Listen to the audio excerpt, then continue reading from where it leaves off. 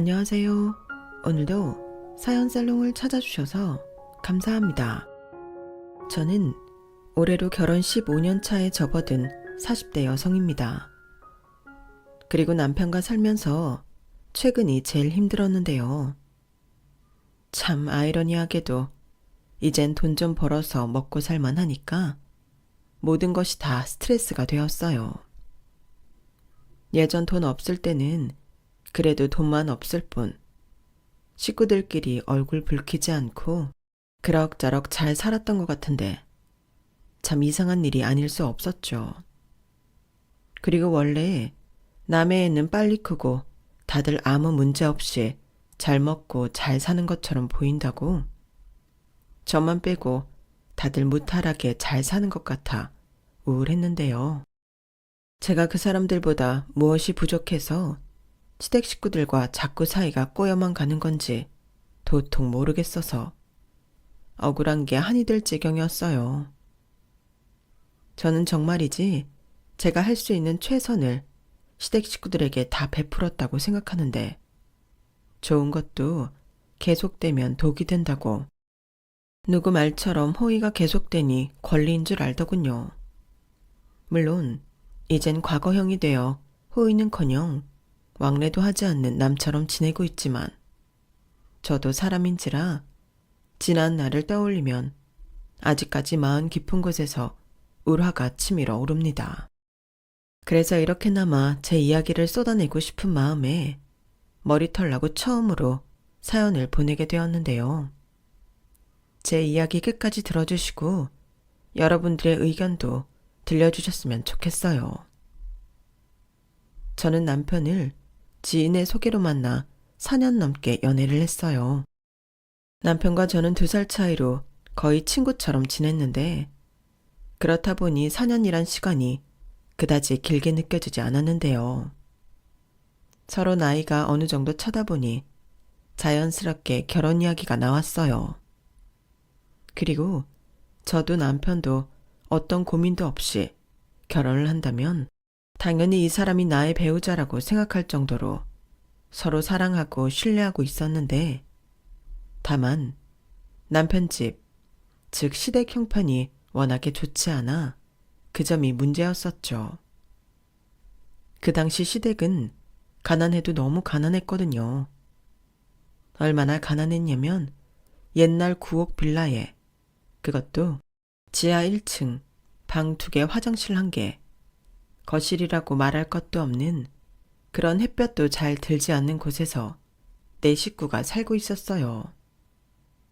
시아버님은 일용직 노동자시긴 하셨지만 몸이 워낙 좋지 않아 하루 일을 나가시면 일주일은 알아 누워 계셨는데 그래서 시어머니가 억척을 떨면서 식당 주방 일을 하셔야만 했었다고 하더군요. 그러면서도 집에 와서 쉬지 못하고 다양한 부업을 잠들기 전까지 하셨다고 하는데 남편이 마음이 어려서 고생하는 엄마를 많이 도왔다고 했어요. 그래서 취직한 이후 매달 50만 원씩 생활비를 자발적으로 들었다고 하는데 그제야 숨통이 조금 트였다고 하더라고요. 그리고 방이 2개인데 남편에겐 5살 아래 여동생이 있었어요.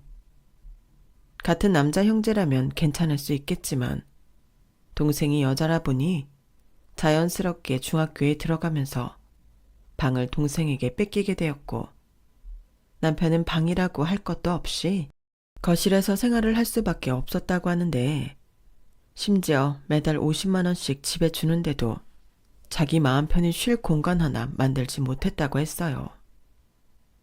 그 소리를 듣는데 어찌나 안쓰럽던지.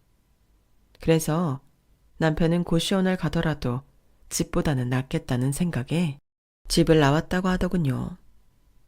그리고 착해 빠진 남편은 차마 집에 주던 50만 원을 못 주겠다는 말을 못해서 집에는 계속 돈을 보내고 있었는데 그렇게 고시원 생활을 1년 하고 월세로 원룸을 얻어 이사를 하면서 저를 만나 연애를 하게 되었죠. 그때 시댁에서는 자기 아들이 결혼하면 행여 받던 50만 원을 못 받게 될까? 자기 아들이 그냥 평생 결혼 같은 건 하지 않았으면 하셨다고 하는데, 그러니 제가 결혼 허락을 받으러 시댁에 갔을 때 저를 반겨줄 리가 없었어요.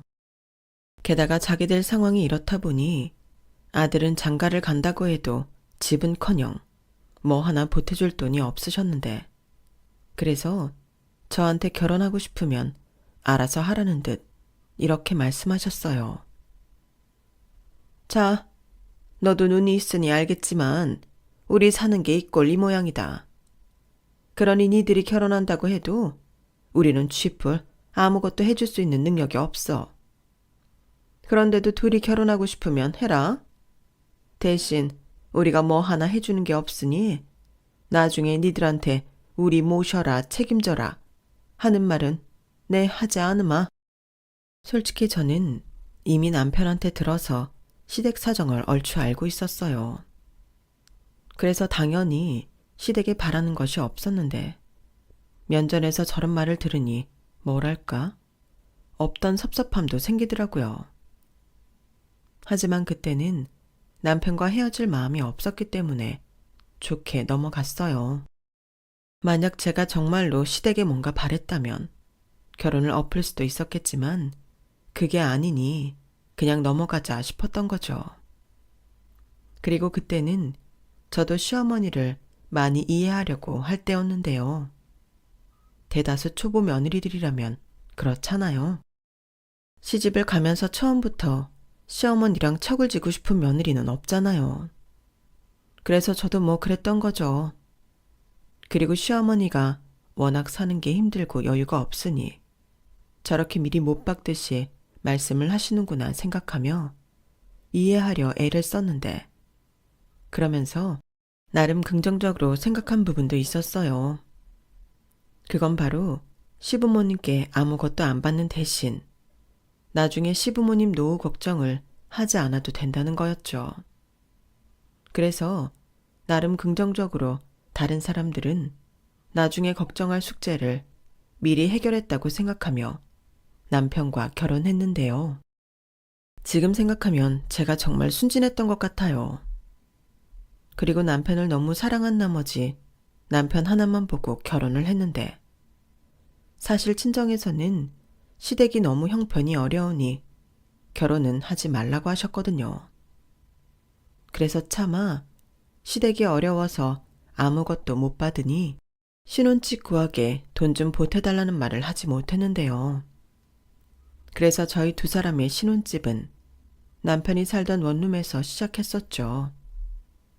둘이 모은 돈을 닥닥 긁어 조촐하게 결혼식을 올리고, 신혼여행은 다음에 돈 벌면 그때 가자고 하고, 남편이 쓰던 살림에 더 필요한 것들을 채워 넣으며 그렇게 첫 살림을 하게 되었는데, 그래도 사랑하는 사람이랑 함께하니 행복했어요. 저희 시부모님은 당신이 말씀하신 대로 정말로 저희에게 이불자리 세트 하나 해주시지 않았는데, 그때까진 서운한 것도 애써 마음을 다잡고 시부모님께 서운해하지 않으려 노력했어요. 그리고 그때 당시 남편은 대기업까지는 아니었지만 그래도 꽤 큰 중견회사에서 최연소 과장으로 또래에 비해 연봉이 조금 높은 편이었는데, 그래서 저만 잘하면 살림을 잘 키워갈 수 있다고 생각했죠. 저도 당시는 학원에서 영어를 가르치는 강사로 벌이가 있었고, 이렇게 둘이 열심히 아끼고 모으면 금방 전세를 옮기고 또 내 집 장만도 할 수 있을 거라고 생각했거든요. 하지만 현실은 제가 생각한 대로 흘러가지 않았어요. 어떻게 된 이유인지 시어머니는 이젠 당신 나이도 있고 힘이 들어서 주방 일을 못 하신다고 저희랑 상의도 하지 않고 일을 그만두셨어요. 그리고 시아버님은 병원 가는 횟수도 늘었고 비싼 치료도 망설임 없이 받으셨는데, 그러니 매달 받던 50만 원으로는 생활이 되지 않으셨죠. 예, 너도 양심이 있으면 우리 생활비를 좀 늘려줘야 하지 않겠니? 전에는 내가 나가서 벌고 네 시아버지가 나가서 벌어서 그걸로 해결이 됐지만 지금은 너도 들어서 알잖아. 나는 이제 힘들어서 더는 주방일 못하고 네 아버지는 원래부터 몸이 약한 인간이라 병원을 내 집처럼 다니는 사람인데 그냥 생활비 100만 원만 더 보내라. 네? 그럼 매달 150만 원을 달라는 말씀이세요? 달라기보다 좀 줬으면 좋겠다는 거지. 우리가 사는 게 이렇다는 거 이미 알잖아.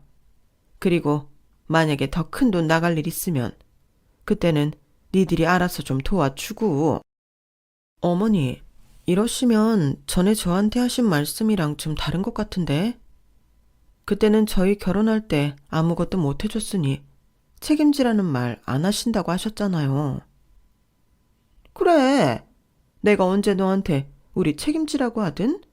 그냥 돈만 더 보내라고. 우리는 우리가 책임질게. 아니, 그게 그거잖아요.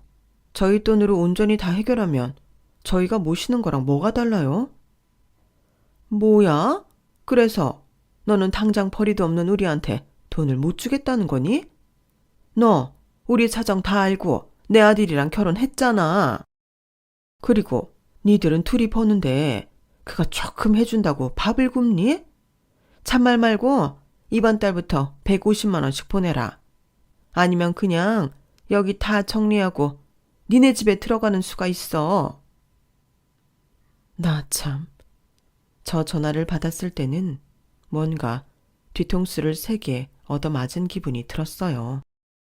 그래서 남편한테 절대 그럴 수 없다고, 아무리 마음이 약한 효자여도 이건 안 되는 거라고 강하게 못을 박았는데요. 사실 저희 남편이 저 몰래 시댁에 조금씩 더 돈을 보내고 있던 걸 알고 있었거든요.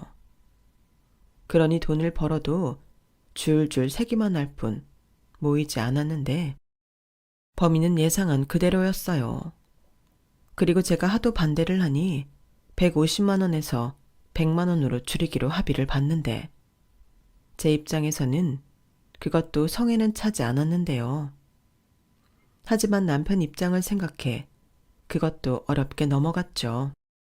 그런데 정말 해도 해도 너무하시게 시부모님은 그 100만 원도 적다며 남편을 통해 핸드폰 요금 낼 돈이 없다, 세금 낼 돈이 없다며 10만 원, 20만 원, 많게는 50만 원까지도 계속 뜯어가셨는데 그걸 알았을 때는 한참 뒤였어요. 그래서 계속 이렇게 살다가는 월세 탈출도 못하고 아이도 못 가질 것 같아서 고민이 많았는데 그렇다고 매정하게 수입도 없는 시댁에 돈줄을 끊을 수는 없는 노릇이었죠. 아마 그때부터였던 것 같아요. 제가 조금씩 재테크에 관심이 가더라고요. 그래서 푼돈이라도 무조건 모으려 억척을 떨며 살았는데 그래도 남편이 워낙 저한테 잘하니 힘든 줄도 모르고 살았어요. 지나고 나면 이것들도 모두 추억이 될 거라고 생각하며 언제가 우리 부부한테도 좋은 날이 올 거라고 믿어 의심치 않았는데 저희 친정 부모님 마음은 달랐죠. 저희 친정 부모님은 저희가 결혼하고 신혼집을 와보시고는 많이 속상해 하셨거든요. 왜 아니겠어요? 당신 딸이 반대하던 결혼을 하고 변변한 살림살이도 없이 고생만 하고 있으니 그 모습이 마음 아프셨겠죠. 그래서 그 길로 저희 집에는 오시지 않았는데요. 무슨 행사가 있어도 항상 친정으로 때론 밖으로 부르셔서 외식을 하곤 했어요. 그리고 그 돈은 당연하게 저희 부모님이 내셨는데 그것도 한두 번이지 계속 그럴 수는 없어서 우리가 낸다고 했더니 그것도 못하게 하셨어요. 그리고 한참 뒤 제가 그때 하도 고생하고 사는 것 같아서 너무 보기가 힘들었다고 하셨는데요. 그때 저희 엄마가 이렇게 말씀하셨죠. 너도 애 낳고 살아봐. 그 자식이 고생하는 거 볼 수 있을 것 같아? 우리가 남들 기준에 엄청 잘 사는 건 아니지만 그래도 니네 시댁은 해도 너무해. 엄마 또 그런다. 우리 시어머니도 뭐 있는데 해주기 싫어서 그러셨나? 다 사정이 안 좋으니까 그런 거지. 그리고 따지고 보면 우리 시어머니도 굉장히 트인 사람이야. 결혼할 때 해준 거 없으니 앞으로 우리한테 뭐 하나 바라지도 않겠다고 했으니 쌤쌤 아닌가? 나는 그렇게 어설프게 쥐꼬리만큼 해주고 생색내는 시댁보다는 우리 시댁이 훨씬 좋다고 생각해. 아우, 열분하셨다. 니네 시댁도 네가 그렇게 생각하는 거 알고 있니? 뭐 어찌됐든 이미 결혼은 했으니 무조건 잘 살아. 알겠어? 그렇게 친정엄마는 말하고 친정아빠 몰래 당신의 신용카드를 주셨어요. 비상용으로 하나 들고 있으라고요. 물론 저는 필요 없다고 안 받겠다고 거부했는데 집에 돌아오니 그 카드가 제 코트 호주머니에서 나오더군요. 아무래도 저희 엄마가 저 몰래 넣어두시고 가신 것 같았는데 그 카드를 보고 다짐했어요. 저는 절대 저 카드를 쓰지 않겠다고요. 하지만 어찌된 일인지 아끼고 산다고 살고 재테크를 한다고 해도 돈은 금방 모이진 않았는데요. 재테크도 워낙 푼돈으로 하니 수익이 발생해도 다른 사람들에 비해서는 미비했어요. 하지만 그렇다고 없는 형편에 무리는 할 수 없었고 당장 드리는 시댁의 생활비를 다시 줄일 수는 없었는데 설상가상으로 신우가 메이크업을 배우고 싶다고 학원비가 필요하다며 SOS를 치더군요. 어찌나 간절하게 부탁을 하는지 다른 사람도 아닌 가족인데 외면할 수가 없더군요. 그래서 그걸 대신 내주게 되었는데 그렇다 보니 열심히 살아도 어째 쳇바퀴만 돌고 있는 그런 막막한 기분이었어요. 그리고 남편은 점점 저한테 죄인처럼 미안하다는 말만 달고 살았는데 그것도 참 듣기 싫더라고요. 톡 까놓고 제 남편이 잘못한 일은 하나도 없었으니까요. 그래서 미안하다는 말 하지 말라고 하고 나름 어떻게 하면 돈을 좀 더 벌거나 모을 수 있을까? 이리 궁리 저리 궁리 하며 지냈는데 저한테도 기회라는 것이 찾아왔어요. 사실 그때는 기회가 아니라 큰 모험을 하는 일이었는데 같이 일하는 강사님 한 명이 자기 학원을 차려 대박이 났다는 소식을 듣게 된 거였죠. 자리만 괜찮은 곳에 차리면 보습학원도 잘 될 수 있다며 저한테도 해보라고 하는데 다른 때 같으면 미천도 없이 엄두도 못 낼 일이 이상하게 자꾸만 마음이 동하더라고요. 자기야, 나 학원 차려보면 어떨까? 뭐? 우리가 무슨 돈이 있어서 학원을 차려? 그게 우리 학원 강사 중에 이번에 나가서 학원 차렸다가 잘 된 사람이 있거든? 그 사람한테 들어보니 이게 나도 할 수 있을 것 같아서. 에이, 그렇게 너도 나도 다 하면 누가 남의 밑에서 일을 해? 괜히 생각처럼 안 돼서 힘들지 말고 우린 그냥 지금 이대로에 만족하자. 앞으로 계속 내 연봉은 오를 테고 그러다 보면 우리도 집도 사고 그럴 수 있을 거야. 어느 천년에. 그리고 시댁에 들어가는 돈도 늘어났으면 늘어났지. 줄일 수 없잖아. 그야 그렇지만. 자기야, 어쩌면 이게 진짜 우리한테 기회일 수 있어. 그러니까 나 해볼래. 저는 남편한테 그렇게 말하고 고민 끝에 무리해서라도 대출을 받아서 위치 좋은 곳에 학원을 차리자는 결론을 내렸어요.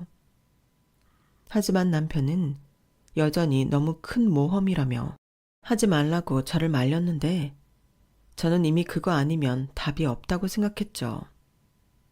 열심히 벌어도 제자리고 둘 중에 하나가 아프거나 애라도 생겨 일을 쉬면 그때는 애도 있는데 마이너스 생활을 해야 한다고 생각하면 그것만큼 무서운 공포가 없었거든요. 그래서 저는 용기를 내기로 했고 결정적으로 결심을 하기까지 친정 도움이 컸어요. 제 이야기를 들으신 친정 부모님이 계약금을 대신 내주셨거든요.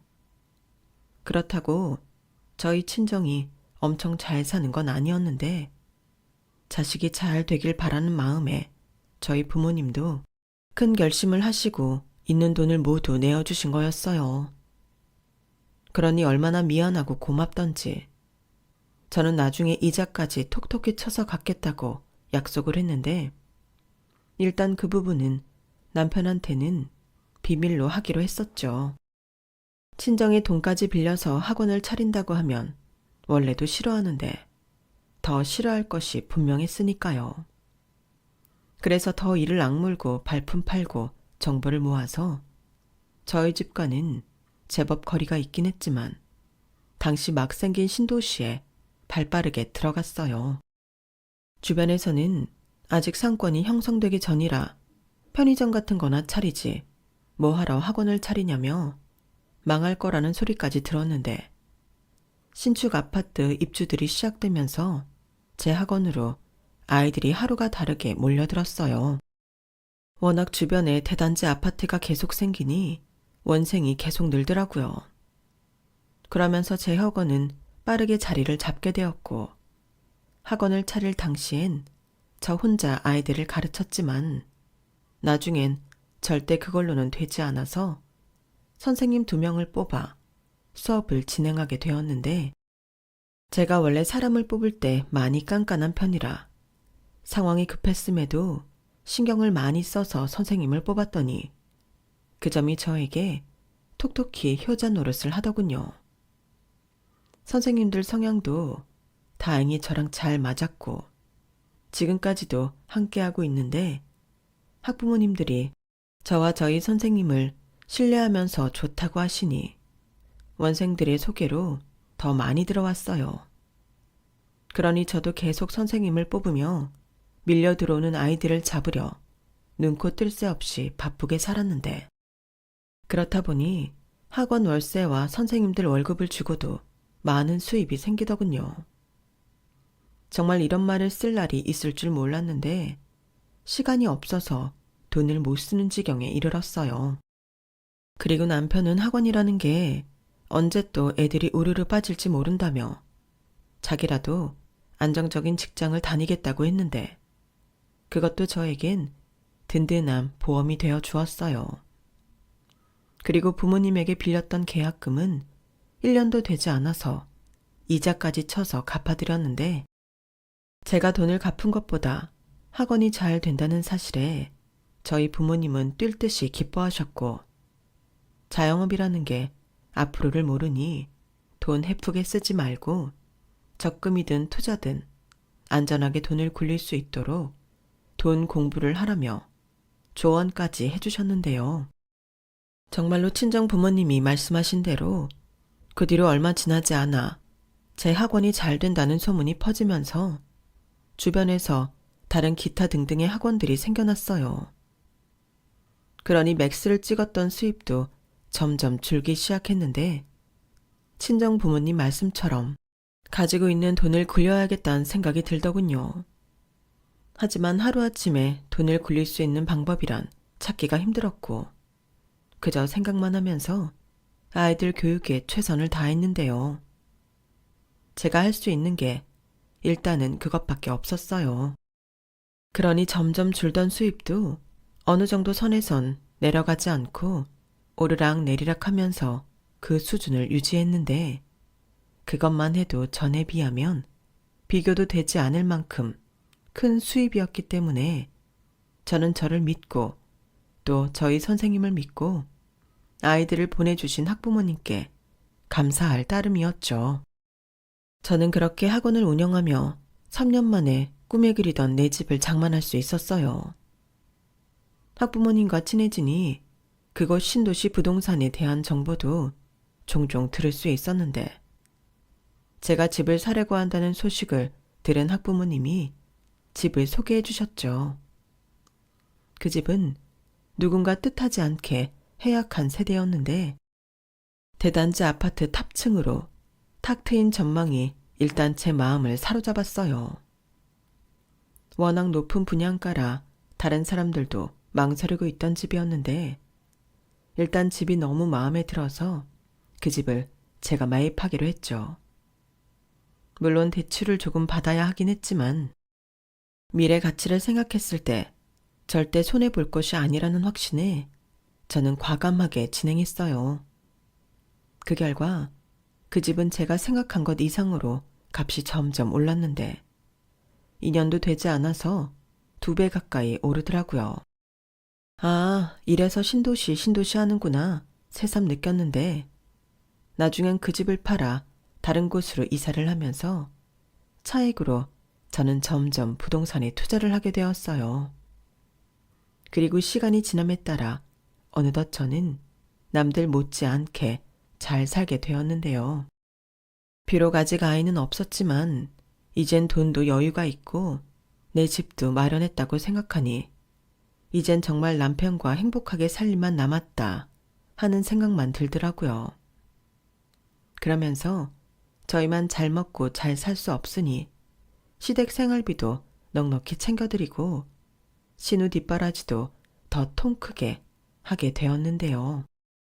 사실 신우가 얄밉거나 그러면 불가능한 일이잖아요. 하지만 저희 신우는 자기 오빠한테는 몰라도 저한테는 참 싹싹하게 잘해서 도와주고 싶었어요. 남매가 같이 잘 되면 좋다고 생각했거든요.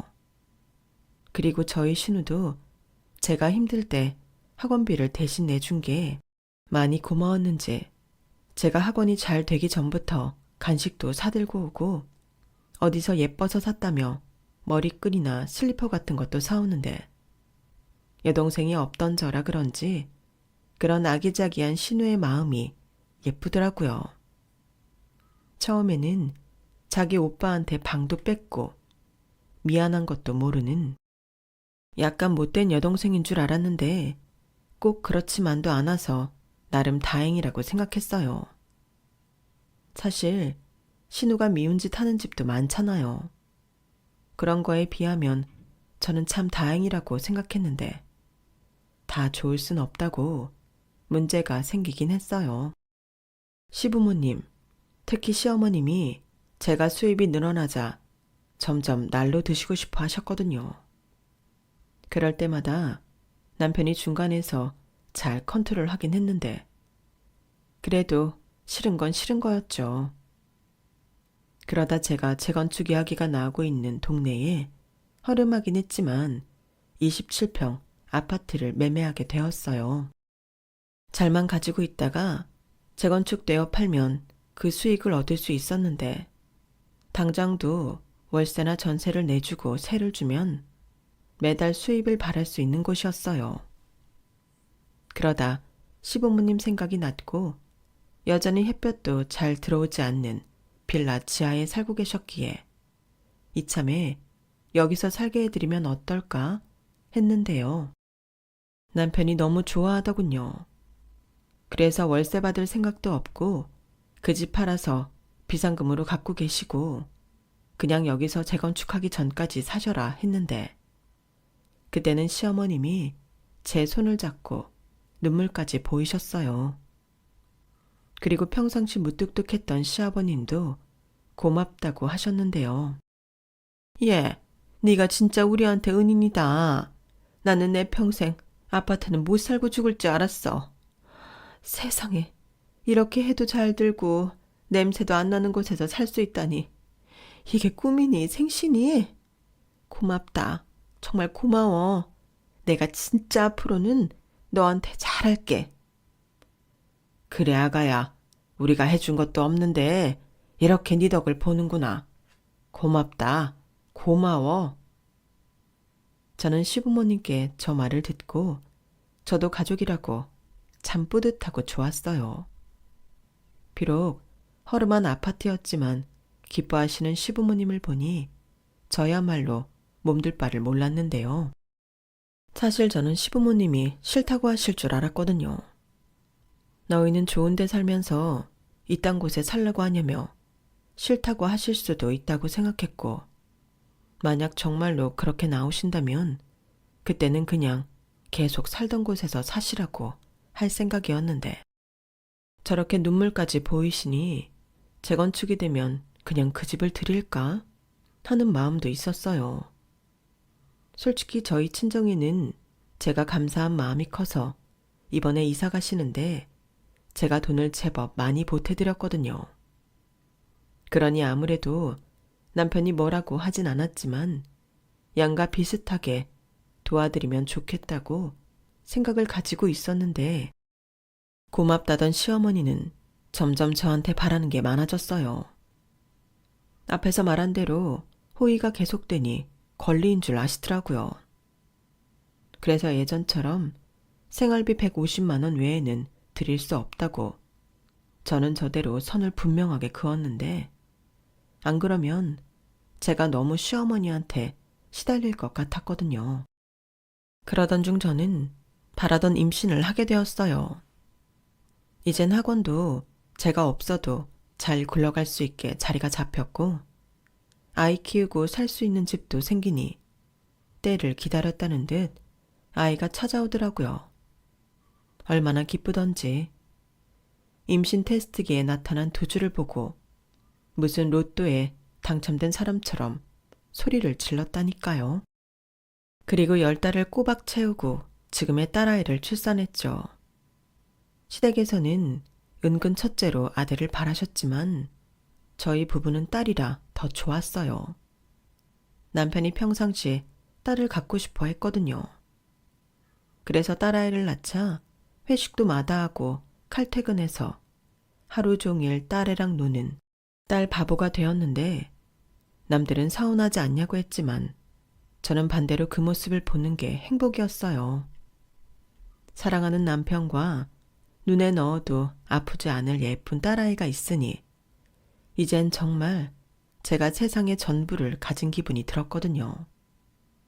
그리고 계속 저는 목돈을 모으면 그걸 부동산 쪽에 꾸준하게 투자를 했는데 그렇게 번 돈으로 지금 학원이 있는 건물을 매입하게 되었고 솔직히 그땐 좀 무리를 하긴 했지만 월세 걱정하지 않고 학원을 운영하고 다른 곳에서도 월세가 나오니 천군만마를 얻은 기분이 들었어요. 그래서 건물주 하는구나 생각하며 이젠 우리 부부 벌이가 없어도 돈 나올 것이 있다고 생각하니 너무 좋았는데요. 남편도 그때는 너무 좋아하더라고요. 그리고 모든 것이 제 덕이라며 앞으로 우리 세 식구 아프지 말고 행복하게만 살자고 하는데 제가 뭐라고 저 스스로 제 자신이 장하게 느껴졌어요. 그리고 제가 학원에서 버는 돈과 월세만으로도 대출금 갚고 저희 생활비로 충분했기에 남편의 월급은 시댁에 드리는 150만 원과 남편 용돈을 제외하고 그냥 전부 모아두기로 했는데요. 그렇게 모든 것이 잘만 풀려간다고 생각하고 며칠이 지나지 않아서 시댁이 시끄러워지기 시작했어요. 글쎄 저희 신우가 사귀는 남자가 있었는지 혼전 임신을 했다고 하더라고요. 물론 자기 말로는 결혼할 사이였다고 하는데 시부모님 입장은 아니었죠. 특히 신우가 취직한 지 얼마 되지 않아서 이런 일이 벌어져 시부모님은 애 필요 없고 그 남자랑 헤어지라고 했는데 신우는 울면서 그럴 수 없다고 했어요. 그 남자를 너무 사랑한다면서요. 그리고 그 남자도 능력 있는 사람이라 저와 자기 오빠처럼 결혼해서 잘 살 수 있다고 했는데 그때 시어머님이 슬쩍 그 남자가 어떤 남자인지 궁금한 눈초리였어요. 저희 신우가 생긴 게 참 예쁘장하게 생겼거든요.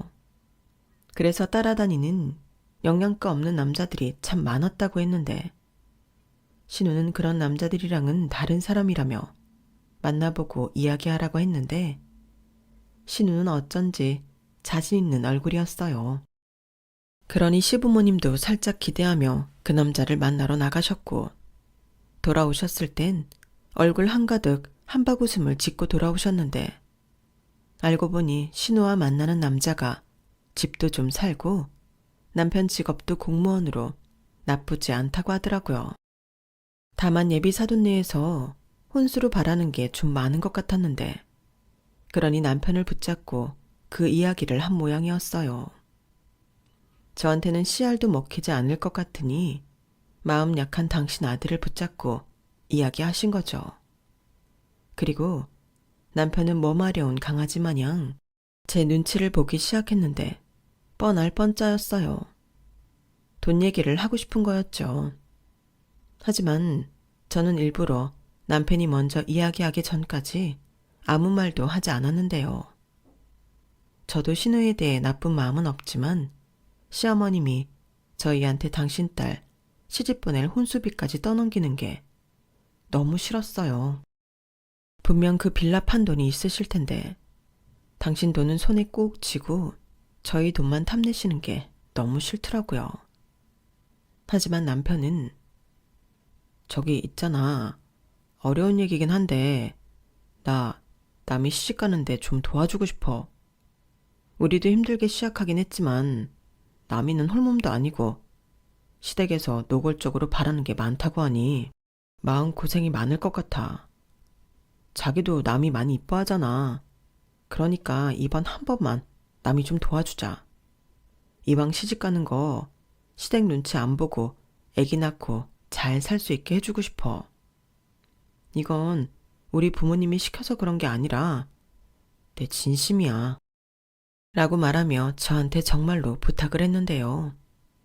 그러니 저도 남편의 부탁을 외면할 수는 없었어요. 그래서 남편 월급 모아놓은 것을 확인하니 8천만 원 가까이 되어 있더라고요. 그래서 제 돈을 더해 1억을 만들었고 그 돈을 신우 혼수하는 데 보탤 생각이었죠. 제가 생각해도 1억이면 혼수도 넉넉히 하고 예비 시댁 눈치는 보지 않아도 될 것 같았거든요. 그리고 제 돈이 포함되긴 했지만 그래도 오빠가 번 돈으로 혼수를 하는 거니 신우한테도 뜻깊겠다 싶어서 저는 좋은 마음으로 1억이 든 통장과 체크카드를 남편한테 내밀었는데 남편이 통장에 든 1억을 보고 정말 많이 고마워했어요. 자기야, 난 정말 자기가 아니면 어떻게 살았을지 상상도 할 수 없다. 자기는 정말 나한테 최고의 아내야. 어떻게 이렇게나 많이 준비해 줄 수가 있어? 감동 그만 받아. 그중에 절반 이상은 자기가 번 돈 모아둔 거야. 나는 그냥 액수만 맞췄지. 그래도 이런 큰 돈을 턱 하고 내놓을 수 있는 사람은 자기밖에 없지. 정말 고마워. 자기 덕에 내가 오빠 노릇도 하고 장남 노릇도 하겠다. 그래, 그거 하라고 주는 거야. 그리고 나도 이참에 며느리 노릇 하는 거고. 저는 기쁜 마음으로 말했어요. 제 말에도 한치의 거짓은 없었거든요. 하지만 기뻐하실 줄 알았던 시어머니는 제 생각과는 다른 반응을 보이셨고 저더러 실망이라며 만나서 이야기를 하자고 하셨는데요. 아니, 1억이나 보태는데 뭐가 실망이라는 건지. 궁금해 저는 시어머니가 나오라는 약속 장소로 나갔죠. 그리고 그 자리에서 참 황당한 일을 겪게 되었는데 지금 생각해도 너무 열이 받네요. 시어머니는 제가 나가자 제가 남편한테 줬던 통장을 탁 하고 던지며 내려놓았어요. 아니, 너는 돈도 많이 벌었다는 게 고작 1억이야? 아니, 요즘 물가에 1억으로 할 수 있는 게 뭐가 있냐? 너는 좋은 집에 좋은 차에 꼬박꼬박 월세 받으면서 시댁에 주는 돈은 그렇게 아까워? 속이 그렇게 좁아서 어떻으니? 속이 좁다고요? 아니 어머니, 언제부터 1억이 적은 돈이 됐어요? 저는요, 결혼할 때 어머니한테 10,000원도 못 받았어요. 10,000원이 뭐야? 10원도 못 받았는데요. 그야, 그때 내가 말했지 않니? 우리 형편이 그렇다고. 그리고 너도 알겠다고 하고 결혼한 거잖아. 그리고 내 아들이랑 결혼해서 잘 살고 있고. 그럼 된 거지? 그 얘기를 지금 왜 해?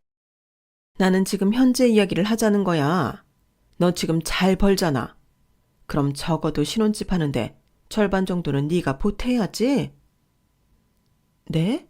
신혼집 절반이요? 아니, 제가 왜요? 왜긴, 저쪽 집에서 공평하게 하자고 하는데 그게 무슨 소리겠니? 신혼집 할 때 절반씩 하자는 소리잖아. 혼수도 절반이고. 근데 고작 1억? 아니, 저는 그런 말도 못 들었고요. 그런 말을 들었다고 해도 드릴 수 있는 돈은 이것밖에 없어요. 저는 더는 할 말 없으니까 일어나겠습니다. 나머지 이야기는 그이랑 하세요. 그리고 이 통장은 제가 다시 가져갈게요. 카드도 잘 들어있는 거 맞죠?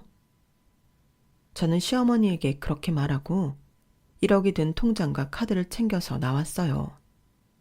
그러자 시어머니는 노발대발 난리가 났고 그날 저녁 남편한테 한 달까리 하겠다며 찾아오셨는데요. 시어머니는 저 보는 앞에서 저 들으라는 듯 남편을 무섭게 쥐잡듯 잡으셨어요. 이놈의 한심한 놈?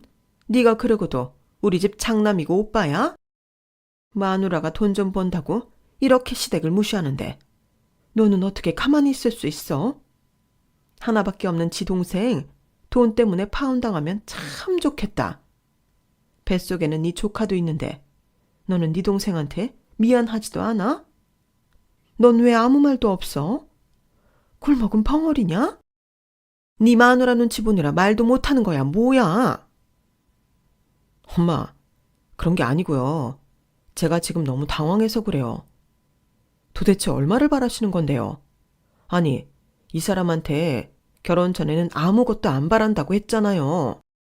그야 그때는 니들이 이렇게 잘 될지 몰라서 그랬지. 그리고 지금은 아니잖아. 남매끼리 잘 살면 두루두루 좋은 거 아니야? 네 동생도 이번 기회에 너처럼 팔 잡히면 좋잖아. 나도 사위 덕도 좀 보고. 저는 시어머니의 말이 경멸스러웠어요. 화장실 갈 때 다르고 나올 때 다르다고 하더니 시어머니가 딱 그런 사람이더라고요. 그리고 그때부터는 호구 며느리가 되느니 나쁜 며느리가 되겠다고 다짐했는데 그 1억도 안 줘야겠다고 생각했어요. 그리고 발등에 불이 떨어진 사람은 신우와 시어머니셨는데 제가 눈 하나 깜짝하지 않자 아쉬운 사람인 시어머니가 신우까지 데리고 저를 찾아왔더군요. 저는 1억이라도 달라고 찾아왔나? 내키지 않은 얼굴로 나가서 이야기하자고 했는데요. 근처 찻집에서 전하고는 좀 다른 얼굴로 시어머니는 제 눈치를 보면서 슬슬 돈 얘기를 했어요. 한 3억 정도만 해주면 어떻게 해보겠다고 하더라고요. 그러면서 이번이 진짜 마지막이라고 하셨죠. 내 말 진짜야. 더는 너한테 아무것도 안 바란다니까. 그럼 매달 드리는 생활비도 안 드려도 되는 거죠? 저 정말 어머님이 저한테 그러셨던 것처럼 아무것도 안 해드릴 거예요. 뭐야? 너는 그 얼마 되지도 않는 돈까지 아껴 먹겠다는 거야? 독하다 독해. 너도 정말 그러는 거 아니야. 우리가 아무리 가진 게 없어서 너 결혼할 때 한 푼도 못 해줬지만 내가 일부러 그랬니? 근데 너는 지금 일부러 그러는 거잖아. 돈도 많으면서. 너 일부러 지금 우리 무시하면서 즐기는 거지. 아니, 제가 1억을 아가씨 결혼하는데 보태겠다고 하는데 그게 왜 시댁을 무시하는 거예요? 제가 무시하는 게 아니고 어머님이 욕심이 지나치신 거죠. 저희는 오빠로서 올케로서 그 정도면 충분하다 못해 과하다고 생각해요. 안 그래요, 아가씨? 언니, 그게요. 저도 감사하고 죄송한데 그 돈이면 많이 부족해서요. 그렇다고 우리 집 형편이 나머지를 보탤 수가 있지가 않으니까. 저 정말 결혼하고 언니랑 오빠한테 잘할게요. 그리고 제가 잘 살아야 저희 집도 제가 돕고 살죠. 안 그러면 언니가 우리 엄마 아빠 모시고 책임져야 하잖아요. 아니요. 어머니는 저한테 약속하신 게 있어요. 결혼할 때 한 푼도 못 보태주는 대신 노후 책임 안 져도 된다고요. 그렇죠, 어머니? 정 그렇게 3억이나 해달라고 하시는 거면 앞으로 생활비는 아가씨가 드려요. 150만 원씩 매달. 언니, 아니 어떻게 저한테 그런 말을 하세요. 저 임신했어요. 그래서요. 그럼 저더러 다 독박 쓰라는 거예요? 진짜 있는 사람이 더 한다고 하더니 돈도 많으면서 왜 그래요? 그러는 아가씨는 왜 그래요? 내 돈으로 학원 다녔잖아요. 그 돈만 해도 몇 천은 돼요. 그야. 저는 신우의 말에도 기가 막혔네요. 아니 도대체 저를 얼마나 호구로 봤으면 저딴 말을 할 수 있을까? 어이가 없더라고요. 그래서 신우한테도 이참에 정신교육을 제대로 시켜줬는데요. 저야말로 신우한테 베푼 게 얼만데 저렇게 나올 수 있나? 배신감이 들었어요. 아가씨, 저는요, 오빠랑 결혼할 때 1억은 고사하고 오빠 사는 월세 원룸에서 시작했어요. 저희 부모님 결혼하지 말라고 하셨는데 그거 반대 무릅쓰고 결혼하니 속상해 하셨고 결국엔 저 학원 계약금 도와주셔서 여기까지 온 거예요. 그래도 내가 아가씨 참 예쁘게 생각해서 1억 만들어준 건데 나야말로 실망이네요. 있는 사람이 더 한다고요? 제 눈엔 없는 사람이 날강도 같은데요. 입장 바꿔놓고 생각해봐요. 아가씨는 그럴 수 있어요? 아니, 너는 왜 홀몸도 아닌 내 딸을 잡아? 너, 내가 치사해서 이 말까진 안 하려고 했는데 너 니네 친정집 이사할 때 돈 보탰지? 얼마 보탰냐? 그래놓고 우리한테는 고작 1억 주고 떨어지라고? 그러니 네가 우리 집을 무시한다는 거야. 그거였어요? 근데요, 이건 어쩔 수 없지 않아요? 저 도와주신 분들인데 제가 은혜 갚는 건 맞는 거죠. 그 덕에 어머니 아들도 잘 사는 거예요. 그래. 그러니까 아들도 잘 사는 김에 우리도 덕 좀 보겠다고. 우리가 남이냐? 그리고 말 나온 김에 다 하자. 내 아들 너 때문에 기 팍 죽어 사는 꼴도 보기 싫어. 사람이 돈을 벌면 더 겸손해지고 자기 남편이랑 시댁을 우선적으로 챙겨야지. 네가 돈줄 쥐고 휘두르니 내 아들이 눈치나 보고 사는 거 아니야. 너는 좋은 집 살고 우리한테는 다 쓰러져가는 옛날 아파트 주고 그것도 뭐 아예 주는 것도 아니고 재건축되기 전까지 살라고? 그럼 그 후에는 그 이유는 어머님이 알아서 하셔야죠. 제가 뭐 어디까지 책임져요. 그리고 말씀하신 대로 저 매달 생활비 드리고 지금 지내시는 집도 공짜로 살게 해드리는데 제가 이러고도 이런 소리를 들어야 해요? 어머님은 저한테 뭐 해주셨는데요? 저요, 제 남편 존중하고 끔찍하게 생각해요. 그래서 그만큼 누리고 사시는 거라고요. 그것도 모르고 계속 이렇게 노골적으로 요구하시는데 그럼 저도 더는 아무것도 하고 싶지 않죠. 아가씨도 그래요. 옆에서 말리진 못할 망정 이런 자리를 만들어요? 왜? 아가씨도 어머님이랑 같은 생각이라서요? 저는 더 할 말 없고요. 지금부터 저 계속 건드리시면 저도 제가 어떻게 할지 몰라요. 그러니까 이제 그만 헛다리 짚으시고 1억 안에서 해결하시든지 저랑 아예 안 보고 사시든지 선택하세요. 저는 그렇게 말하고 먼저 자리에서 일어났어요. 그러자 저희 시어머님이 자기 분에 못 이겨 당신이 시키신 쌍화차가 든 찻잔을 제 등짝에 던지셨는데 아직 온기가 남아 있어서 제법 뜨거웠죠. 그리고 제가 그렇게 쌍화차로 얻어맞을 줄 몰랐기에 너무 깜짝 놀랐는데요. 저뿐만이 아니라 거기 있는 모든 사람들이 다 놀랐어요. 그러자 이성이라는 게 정말 사라지는 건지 어른이고 뭐고 화가 머리 끝까지 올랐는데요. 찻집을 나와 바로 남편한테 전화를 걸었어요. 방금 전에 무슨 일이 있었는지 상세하게 다 얘기하고 더는 며느리고 나발이고 남처럼 살겠다고 했는데 그게 싫으면 이혼하자고 했죠. 그러자 남편은 그게 다 무슨 소리냐며 믿을 수 없다는 듯 계속 되물었는데 그렇게 궁금하면 시어머니한테 직접 전화해서 물어보라고 했네요.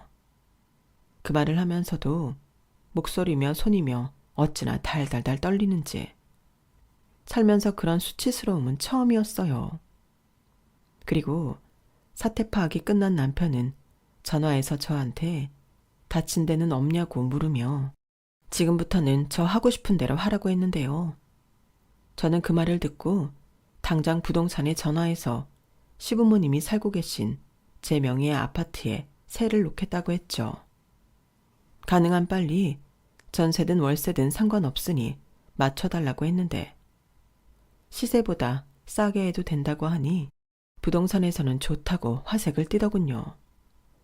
그리고 바로 시어머니한테 부동산에 집 내놓았으니 부동산에서 사람 오면 문 잘 열어주고 하루빨리 제 집에서 나가시라고 문자를 보냈는데 바로 시어머니한테 전화가 걸려오더군요.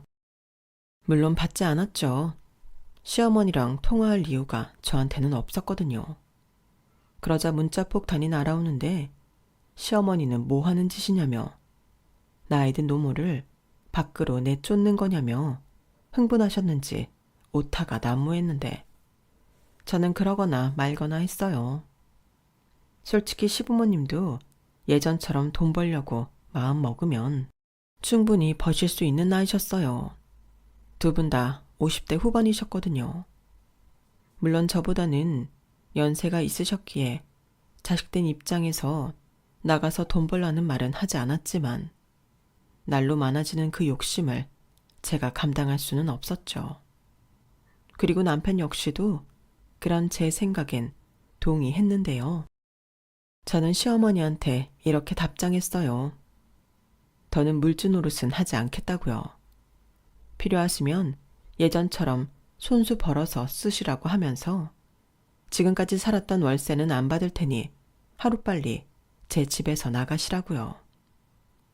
그러자 시어머니는 또 불이 나게 전화를 하셨는데 제가 계속 전화를 안 받자 이번에 음성 메시지까지 남기셨더군요. 너 지금 돈으로 나 협박하냐? 네가 그럼 내가 알겠다 하고 나갈 줄 알았어? 여긴 이제 내 거야. 내가 지금 살고 있는데 네가 뭔 수로 나를 내보내냐? 좋게 이야기할 때 네 신우 혼수할 돈 3억 내놓고 내친 김에 이 집 명의도 내 앞으로 돌려놔라. 그 정도는 해줘야 계산이 맞지? 저는 음성 메시지를 듣고 바로 남편한테 들려줬어요. 도대체 우리 사이에 무슨 계산할 게 있다고 그렇게 많이 뜯어가시겠다는 건지. 남편도 그 음성 메시지 듣고 얼굴이 하얗게 질리더군요. 그리고 일주일도 안 돼서 부동산에서는 월세 세입자가 있는데 시부모님이 집을 안 열어주신다고 고충을 토로했고 그건 남편이 나서서 해결했어요. 남편이 가서 문을 열어줬거든요. 그러면서 이젠 자기도 아들 노릇 그만하겠다고 말을 했다는데 시어머님이 대성통곡을 하면서 마누라 때문에 부모를 버리냐며 탈진할 정도로 우셨답니다. 하지만 남편은 마음을 독하게 먹었는지 어떻게 생각하시든 자유라며 이젠 자기는 자기 가족만 지키고 살 거라고 그러게 왜 되지도 않는 욕심을 자꾸 부리냐며 남편이 처음으로 크게 화를 냈다나 봐요. 세상 착하고 순해서 불만이 있어도 참을지언정 아무 말도 못하던 당신 아들이 화를 내자 시부모님도 이번 일은 장난이 아니구나 싶으셨는지 알겠다며 그럼 그냥 주기로 한 1억만 주고 다시 원래대로 돌아가자고 하셨다는데 남편이 싫다고 했죠. 이미 그 1억도 저는 다시 종잣돈으로 해서 적금으로 넣어버렸고 월세 계약은 신속하게 해버렸으니 시부모님은 집도 절도 없는 신세가 되신 거예요. 그제야 저한테 미안하다고 싹싹 비셨는데 저는 집 현관문도 열어주지 않았죠. 제 마음은 완전히 돌아선 후였거든요. 그리고 신우도 눈물로 호소했지만 저는 신우 연락처도 차단했어요. 결혼을 하든 말든 제가 신경 쓸 부분도 아니고 이젠 더는 시댁이라고 도리할 것도 없다고 생각하니 세상 이렇게 편할 수가 없더라고요. 그리고 이 소식을 들은 친정 부모님도 많이 놀라셨는데 처음엔 저더러 뭐 그렇게까지 하냐며 저를 말리셨지만 제가 이젠 그럴 수 없다며 이미 분에 넘치게 많은 걸 했고 더는 자발적 호구가 되지 않겠다고 하니 친정 부모님도 저를 어쩌지 못하셨어요. 솔직히 저희 부모님 입장에서도 자기 딸이 그렇게 사는 걸 좋아하실 리는 없잖아요. 그리고 저는 그동안 제 할 도리는 다 했다고 생각했기에 더는 어떤 후회도 없었는데요. 누구도 저한테 뭐라고 할 수 없다고 생각했어요. 그럼에도 고마워하기는커녕 쌍화차를 끼얹다니 저는 평생 그들과 보지 않고 살 겁니다. 남편한테는 미안하지만 그러고 싶지 않아요. 그러게 욕심을 부려도 적당히 부렸어야죠. 솔직히 받은 것도 하나 없는데 이만큼 베푸는 며느리가 또 어디 있나요? 저는 시부모님이 평생 후회하시고 사셨으면 좋겠습니다. 제가 독하다는 생각하시나요? 그럼 돈을 잘 번다는 이유로 계속 호구처럼 물주 노릇을 해야 한다고 생각하시는 건지 묻고 싶습니다. 저는 더는 그런 바보로 살고 싶지 않아요. 애당초 저희 시댁 식구들이 고마움과 미안함을 아는 사람들이었다면 이런 일도 없었겠죠. 어쩌면 저라는 복덩이를 만나 더 편하고 행복하게 사실 수 있으셨을 텐데 욕심이 화를 부른다는 게 이런 경우가 아닌가 그 사람들이 알았으면 좋겠습니다. 그날 이후 저와 남편은 시댁에 대해서는 전혀 아는 바가 없어요. 신우가 결혼을 했는지 파혼을 했는지도 알 수 없는데 알고 싶지도 않네요. 남편은 그날 이후 저한테 시댁 식구들에 대해서는 전혀 아무 말도 하지 않아요. 남편도 그동안 참고 있던 게 터진 만큼 자기 식구들과 아예 연을 끊겠다고 했는데 또 모르죠. 워낙 성격이 모질지는 못해서 저 모르게 시부모님과 자기 동생 연락을 받고 있을지. 하지만 시어머니 말처럼 돈줄은 제가 다 잡고 있으니 남편을 달달 볶아도 얻어갈 수 있는 건 아무것도 없을 겁니다.